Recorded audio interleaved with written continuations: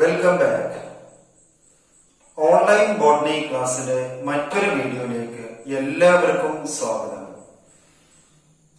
Dear students, today we are going to discuss Unit 2 Biology in Human Welfare, Chapter 1 Strategies for Enhancement in Food Production.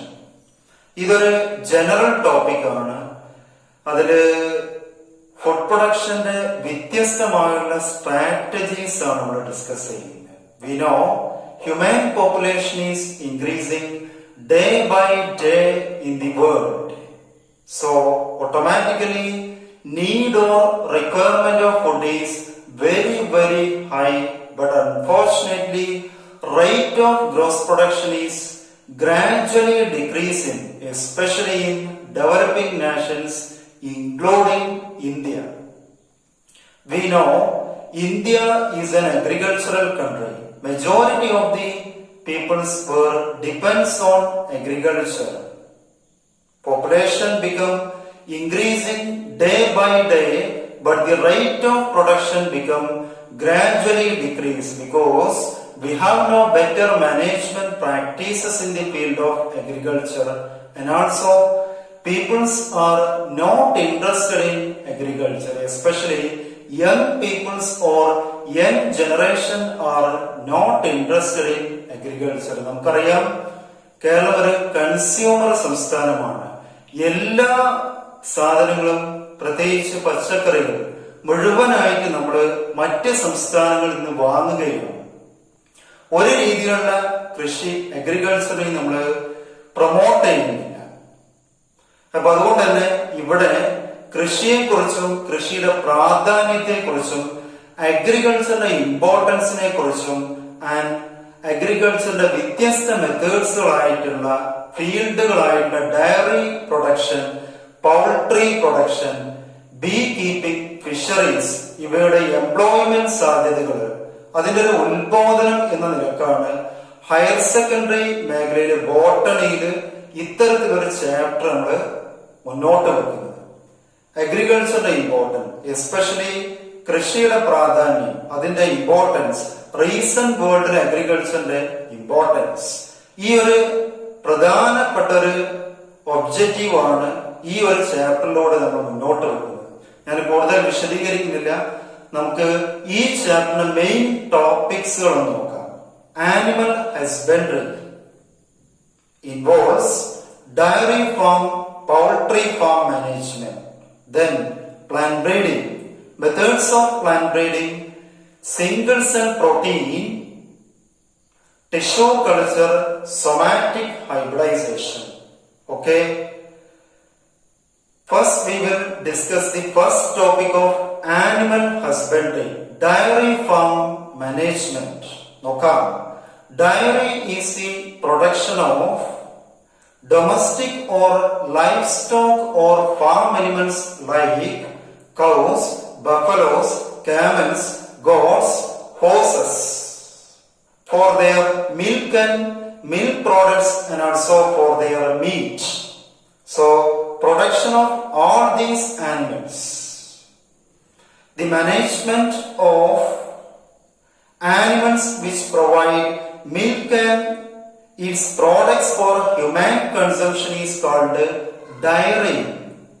Dairy technology involves production of dairy animals for the collection and processing of milk and other milk products. Okay, now we will pass on to the steps in dairy farm management. Dairy farm management സ്റ്റെപ്സുകളാണ് നമ്മൾ discuss ചെയ്യുന്നത്. നമുക്ക് sequence ആയിട്ട് ഓരോന്നായിട്ട് നോക്കാം. Selection of good breeds, proper care, feeding, cleanliness and hygiene, regular inspection. So these are the main steps in dairy farm management. ഓരോന്നായിട്ട് നോക്കാം. Good breeds or selection of good breeds.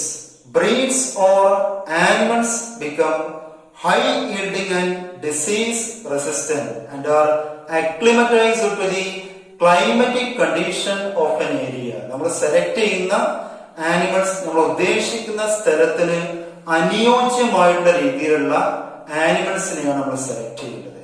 Then proper care, proper safe farm condition. The farm condition is having adequate ventilation, sufficient light and water, good drainage system. Cattle should be disease free, and different categories of cattle are housed in separate cattle shed for avoiding spreading of diseases. Okay. Then feeding. Cattle feeding in a scientific manner. A balanced cattle diet contains 2 types of substances. Okay. Roughage and concentrates. Roughage is a low nutrient and high fibrous substance like green fodder, hay, vaikol, green grass. And concentrates are the high nutrient and low fibrous substance like cereals, millets, oil seeds and their byproducts like husk, oil cakes and molasses. Okay, then cleanliness and hygiene, that is healthy and hygienic condition of a farm. Cleanliness and hygiene both to cattle and cattle handlers are very important in a farm condition. Cattle should be regularly brushed, massaged and cleaned. Nowadays, the milking process, storage and transportation of milk are become mechanized, and it reduces the direct contact of cattle with handlers. Okay, then regular inspection. Regular inspection of a veterinary surgeon is very important in a farm condition.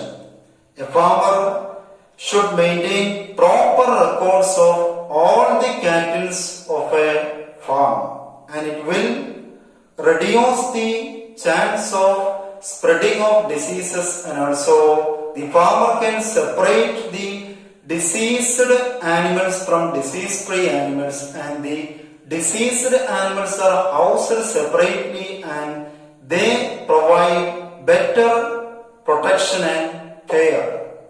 Okay, so all these are the main steps of dairy farm management. ഞാൻ ഇതിന്റെ explanation അവിടെ പറഞ്ഞെന്നുള്ളൂ. നിങ്ങൾ ഈ സ്റ്റെപ്സുകൾ മാത്രം ഒന്ന് ശ്രദ്ധിച്ചാൽ മതി. ഏതൊക്കെയാണ്? Good breeds, proper care, feeding, cleanliness and hygiene, regular inspection. പലപ്പോഴും ക്വസ്റ്റ്യൻ ആയിട്ട് വരുന്നതാണ്. What are the management steps of a dairy farm? Okay, now we will pass on to the poultry farm management. നോക്കാം.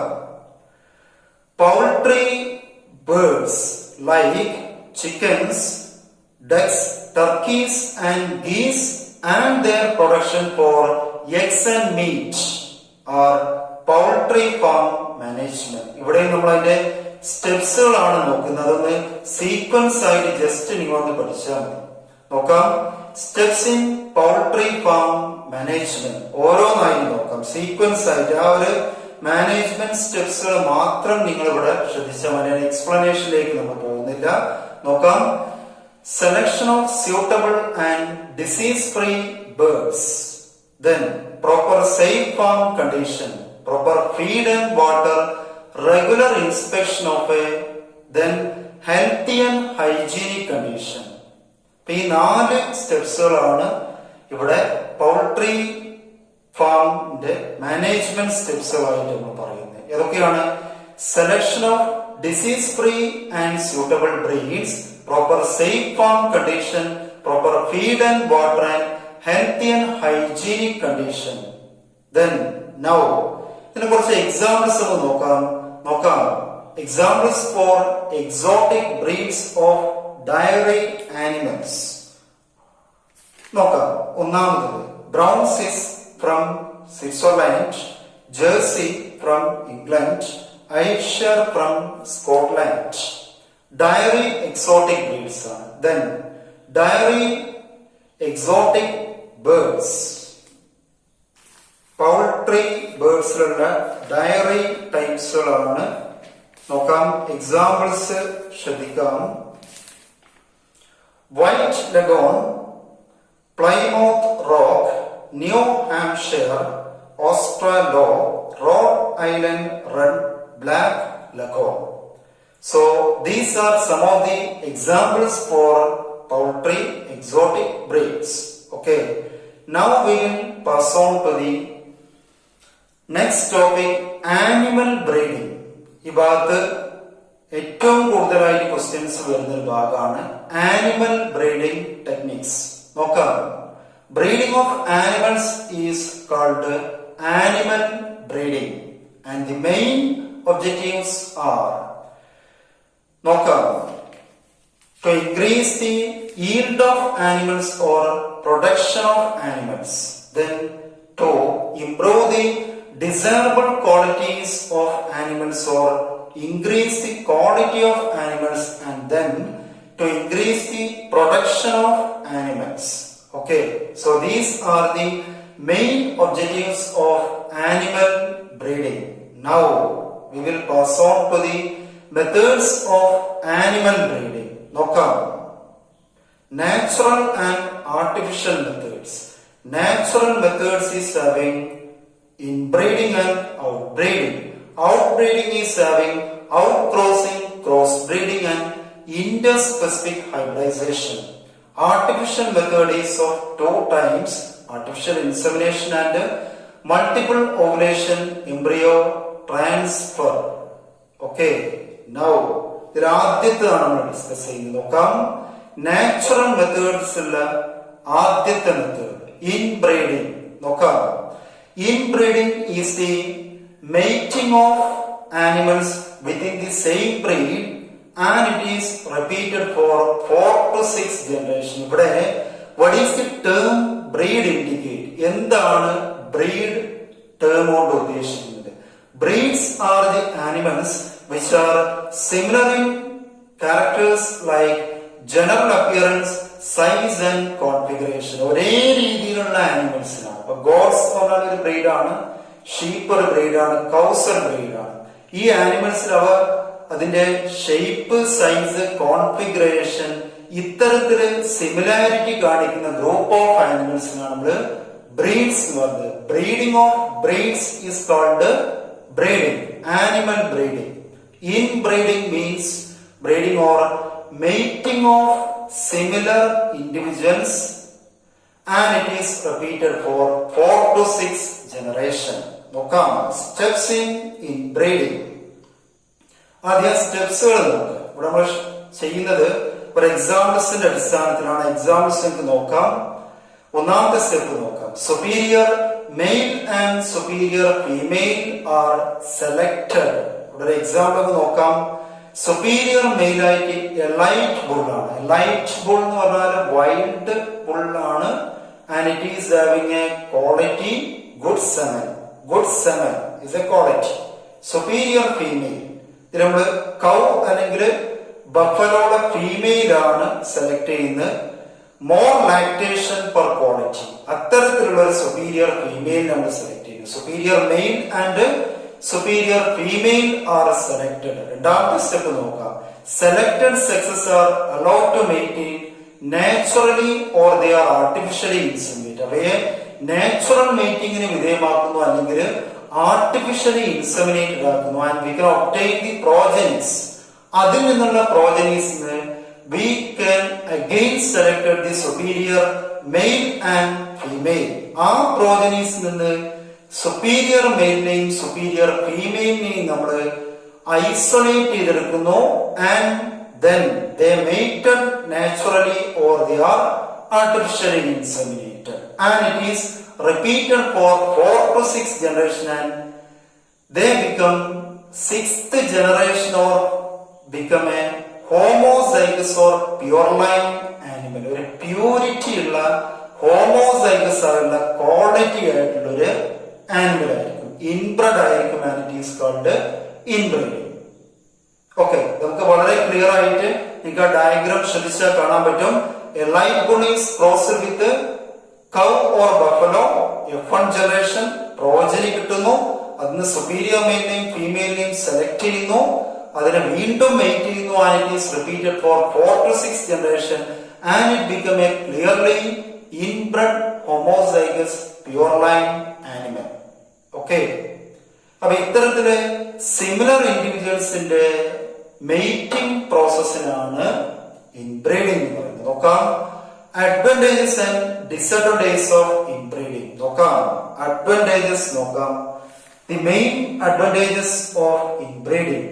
Inbreeding increases homozygosity or pure line of animals. Homozygosity അല്ലെങ്കിൽ pure line purity animals വരുന്നു, quality increase ചെയ്യുന്നു.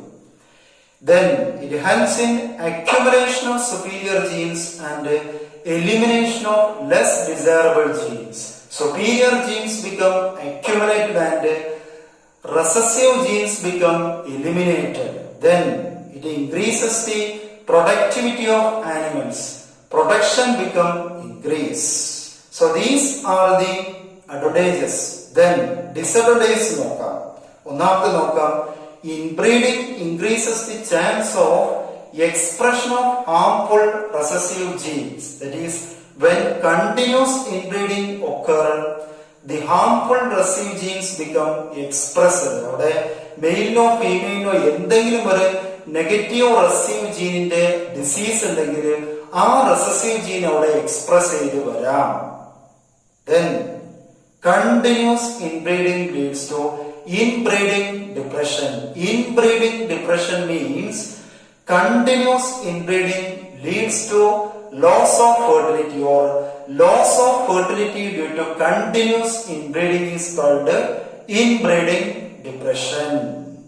ഇപ്പൊ ഇവിടെ നമുക്കറിയാം, the harmful recessive genes അത് express ചെയ്യുകയാണ്. ഒരു കാര്യം ശ്രദ്ധിക്കേണ്ടത്, harmful recessive genes are not expressed in an heterozygous animal, but when continuous inbreeding occur, it increases homozygosity and the recessive genes become homozygous and it become expressed and production become decrease or fertility become decrease and it is called inbreeding depression. നമ്മൾ ശ്രദ്ധിച്ചാല് ഒരു heterozygous ആനിമലില് recessive ജീനുകൾ ഒരിക്കലും express ചെയ്യില്ല. പക്ഷെ നമ്മളവിടെ inbreeding നടത്തുമ്പോൾ continuous inbreeding നടത്തി കഴിഞ്ഞാൽ അത്തരത്തിലുള്ള ആനിമൽസില് റെസസീവ് ജീൻസുകൾ ഹോമോസൈഗസ് ആയി അവ എക്സ്പ്രസ് ചെയ്യുന്നു. അതിന്റെ പ്രൊഡക്ഷൻ അല്ലെങ്കിൽ ഫെർട്ടിലിറ്റി കുറയും. ഇതിനാണ് നമ്മൾ ഇൻബ്രീഡിംഗ് ഡിപ്രഷൻ എന്ന് പറയുന്നത്. Loss of fertility due to continuous inbreeding is called inbreeding depression. Okay, ഇപ്പൊ ബാക്കി നമുക്ക് അടുത്ത ക്ലാസ്സിൽ എടുക്കാം. അപ്പൊ ഇന്ന് നമ്മള് ഒരു മെത്തേഡ് മാത്രമാണ് ഡിസ്കസ് ചെയ്യുന്നത്, ഇൻബ്രീഡിംഗ്. നാച്ചുറൽ മെത്തേഡിൽ ആദ്യത്തേതാണ് ഇൻബ്രീഡിംഗ്. ഓക്കെ, ഇനി ഇതിന്റെ അസൈൻമെന്റ് ക്വസ്റ്റ്യൻസ് ഈ ഭാഗത്ത് നിങ്ങൾ എഴുതേണ്ട അസൈൻമെന്റ് ക്വസ്റ്റ്യൻസ് നോക്കാം. ഒന്നാമത് ക്വസ്റ്റ്യൻ നോക്കാം. If your family owned a dairy farm, what measures would you like to or undertake to improve the quality and quantity of milk production? Write some examples of dairy exotic breeds.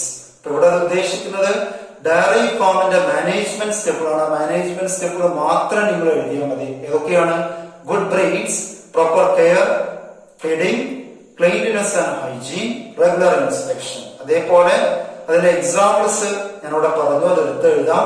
ഒരു കാര്യം കൂടി ശ്രദ്ധിക്കണം, ചില സമയത്ത് poultry farm management സ്റ്റെപ്പുകളാണ് ചോദിക്കുന്നത്. ആ സ്റ്റെപ്സുകൾ നിങ്ങൾ പഠിക്കണം. ഏതൊക്കെയാണ്? Selection of disease free and suitable breeds, proper safe farm condition, proper feed and water, healthy and hygienic condition. ഈ 4 സ്റ്റെപ്പുകൾ പൗൾട്രി ഫാം മാനേജ്മെന്റ് സ്റ്റെപ്സുകളായിട്ട് നമ്മൾ പറയുന്നു. അതിന്റെ എക്സാമ്പിൾസ് എക്സോട്ടിക് ബ്രീഡ്സ് എന്നോട് പറഞ്ഞു. ഓക്കെ, രണ്ടാമത്തെ question, what is mean by the term breed? ഇവിടെ question നോക്കാം. ഇതിന്റെ മുകളിൽ ക്വസ്റ്റ്യൻ കൊടുത്തിട്ടുണ്ട്.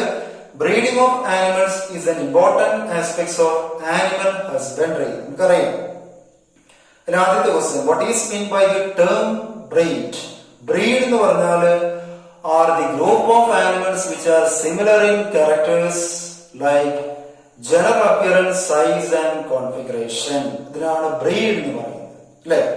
Discuss the steps in inbreeding. അവിടെ നിങ്ങൾ ഇൻബ്രീഡിംഗ് എന്താന്ന് എഴുതണം.